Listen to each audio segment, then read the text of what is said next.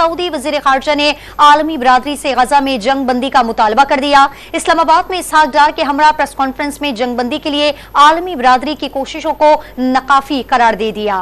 बावर ये भी कराया और वाज़ेह किया कि गाजा में 33,000 से ज्यादा अफराद मारे जा चुके हैं। गाजा में भूख और अफलास है। बैनुल-अक़वामी सिस्टम मुकम्मल तौर पर फेल हो चुका। सऊदी वज़ीर-ए-ख़ारिजा ने आलमी बरादरी से गाजा में जंग बंदी का मुतालबा किया है। इस्लामाबाद में इसहाक डार के हमरा प्रेस कॉन्फ्रेंस में जंग बंदी के लिए आलमी बरादरी की कोशिशों को नाकाफी करार दे दिया। What can I say about Gaza except that the international efforts towards a ceasefire have been wholly insufficient. We are now well beyond 33,000 civilians killed. People are starving to death because humanitarian assistance is not getting to them. This is an unacceptable situation.